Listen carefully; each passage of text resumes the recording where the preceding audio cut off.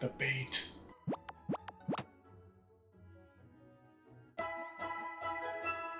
Greetings, Reese.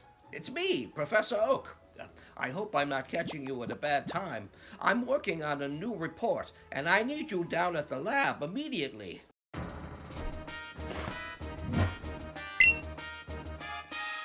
Pokémon is the single biggest media franchise in the entire world. The amount of markets Pokémon has tapped into puts even Mario to shame. And this entire empire was all kicked off with a series of accessible, yet addicting RPGs. Everyone outside of Twitter seems to love these games and has cherished each subsequent release since their childhoods. With all the passion and success surrounding these games, I feel all the more isolated saying, it's just not for me.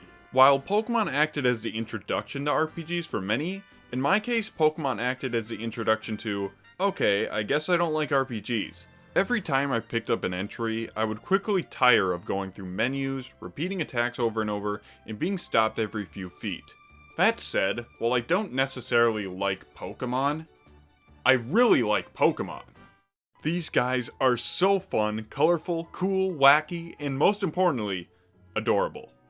Most of the time. If there's one thing the Pokemon Company nails, it's making these guys as marketable as possible. So of course, I want to play games with these characters.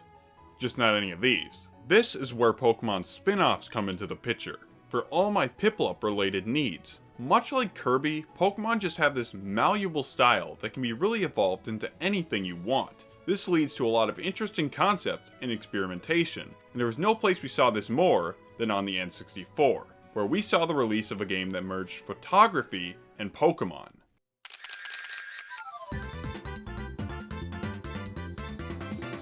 Pokemon Snap is an on-rails photography game featuring many of your favorite pocket monsters. Instead of capturing them in balls, we now capture them on film. Brilliant!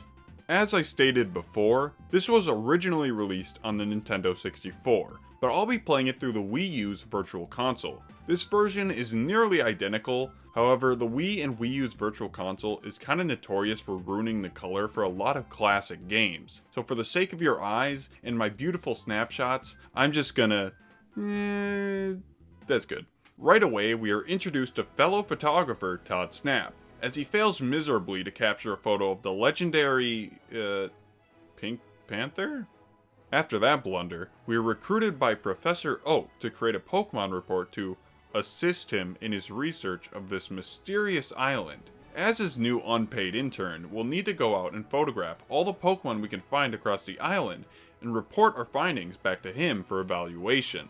Supplied with a state-of-the-art rail car, we're off to our first expedition. Starting off at a relaxing beach shore, we encounter our first Pokemon in the form of a flock of Pidgey. We aim our camera with the left analog, or on the N64, the analog, focus the camera with ZL, and shoot with the A button.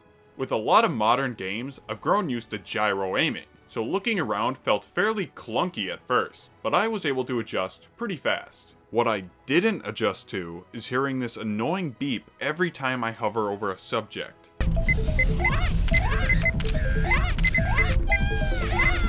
The on-rails element plays an integral role of balancing the game's difficulty and pacing. At first, the game might feel relatively slow, but once you start trying to take pictures, you'll notice how even the slightest of movements can easily mess up your shots, especially for Pokemon that are already on the move. Speaking of which, Pokemon. With each biome you visit, you'll encounter a different ecosystem of Pokemon.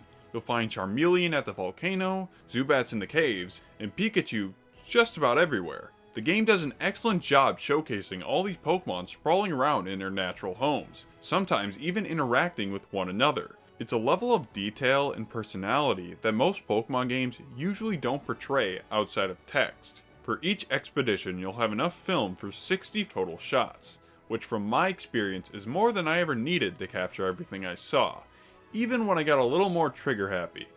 At the end of each stage, you'll be brought back to Oak's lair via a portal. Wait, so Oak has access to portal technology, but I'm shooting on film? Now time for Professor Oak's evaluation. Going through your expedition portfolio, you'll need to select what you believe to be the best photograph of each Pokemon you encountered. Additionally, you can add any of your personal favorites to your own album. Once you present your best snapshots, Oak will score them based on a few distinct criteria. First is size, which really just measures how close you are to the Pokemon. And you do have to try to get close, because the camera doesn't include any zoom. Instead, you'll have to use what little influence you have on the cart to get as close to the subjects as possible. Next up is pose, which is based on what the Pokemon is doing and what angle you capture it at. You'll always want to capture Pokemon at a front-facing angle and within a unique animation if possible. Then there's technique, which acts as a 2x score multiplier if the Pokemon is centered in the frame. I found this criteria to be pretty restrictive. Like, come on, Professor, have you ever heard of rule of thirds? This looks way better than this. Finally, you can achieve bonus points if you capture additional Pokemon of the same species within the shot, or if you capture a Pokemon doing a special action. My first collection really didn't hit the mark for Oak. You were close. You were close. You were close. I wish he was a bit more supportive, like he should be saying, Wow, Reese, you truly are a Pokemon master. Now I'd pay to hear that. Your total score is added to your report. This compiles your top scores from each species of Pokemon you've captured on film. Increasing this overall score is an essential part of progression, so you'll need to continually revisit areas to get better photographs and improve your scores. Once your report score is high enough, Oak will give you your first new item, apples. Apples can be thrown into the environment for a variety of effects. Apples will attract or guide Pokemon along a path, making it easier to get them just where you want them.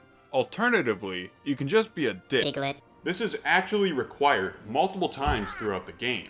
For example, reaching the third biome requires throwing an apple at an electrode, causing it to explode and open a secret exit. Yeah, the progression in this game is kind of weird. You have the aforementioned score system, but you also have to discover secret exits, meet Pokemon quotas, and utilize special items. All these varying objectives and secrets make it feel like there's always plenty to do, even if you're just revisiting the same stages time and time again. With each expedition, you are always slightly more skilled and prepared than the last, so I was always eager to jump right back in. The next item you receive from Oak is the Pester Ball. It's not even my fault anymore, they're just telling me to do this. This item functions similarly to the apple, except it will often reveal Pokemon that would otherwise remain hidden. I distinctly remember throwing a Pester Ball into some tall grass and being shocked to see a Scyther fly out of an area that I had simply passed by half a dozen times before. At times, these items do feel silly, because I mean, they are, but all the silly experimentation always seems to pay off in new and exciting ways. Whenever I had an interesting idea, I rarely turned up empty-handed. One time I was revisiting the cave biome to get a better picture of Kakuna, when I realized that detonating the electrodes brought them all down to my level. I lured a Slowpoke over to shelter-infested waters, and he evolved into Slowbro. The Dittos might have to be my favorite experience though. I encountered what appeared to be a patch of Bulbasaurs until I got a closer look at their little black button eyes. Throwing a Pester Ball at them, I got them to transform back into Dittos. This made me wonder, what would happen if I submitted a photo of Ditto Bulbasaur to Professor Oak? And when the time came, he declared it was my best Bulbasaur image. So now the Bulbasaur in Oak's official Pokemon report is a fake. Looks good to me. Our ever-increasing report score now earns us the Pokey Flute, which allows us to awaken sleeping Pokemon and unearth new behaviors from others. Now that we've woken up Snorlax, what else is there really left to do? Well, after reconvening with Oak at the bottom of the valley, he alerts us of strange signs that have appeared around the island. He requests that we locate and photograph all 6 of them to reach the final area. This is your typical last-minute treasure hunt you'd see from games like Metroid Prime or Wind Waker. Except here, it's much less of a pain because 1, Oak provides you with a dash engine, allowing you to breeze through levels. And number 2, you can exit the level at any point, so you can snap the photo you need and immediately leave. Most of these signs are out in the open, but some can be really tricky to locate. Seriously, how was I supposed to know that this ambiguous cloud was a coughing sign? After examining the 6 signs, Professor Oak comes to the conclusion that the final area must be in the sky, and sends us up to uncover the mysterious source of these landmarks. What? Upon the rainbow clouds, we encounter the mythical Pokemon, Mew, in what I can only describe as a boss fight? You need to throw apples or Pester Balls at Mew's shield until it breaks. This will then give you a brief chance to photograph Mew before it creates a new shield. After doing this process nearly a dozen times, I still couldn't get anything better than a mediocre shot. Still better than Todd though. Now that we've uncovered the secret of this island, there's only one thing left to do. We gotta catch 'em all, baby!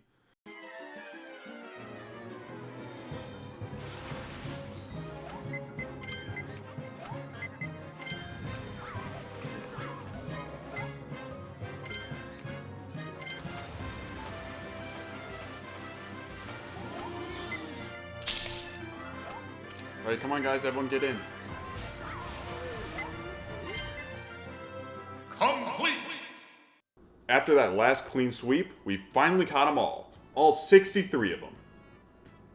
Wait, yeah, the game only includes 63 of the original 151, which I'm sure caused some outcry at the time, but I think that number is fine for what the game is. My only grievance is that they didn't add one more, to reach 64 total Pokemon. Like, come on, you were so close! With our unpaid internship finally concluded, now's the perfect time to look back at our complete album. You can reminisce about your journey, and even add some fun captions. But of course, half the fun of photography is sharing your images with others, which was actually possible with the original N64 release. Players could go to select retailers and actually get their images printed out. These look great on my fridge. For obvious reasons, these services are no longer available, so nowadays it's impossible to share your Pokemon Snap photos with others. It just can't be done. Absolutely zero options. Luckily, after over 20 years, we're finally getting a sequel, with the terribly named new Pokemon Snap. If this game can recapture even a fraction of the original's charm, we'll all be in for a good time. All in a day's work.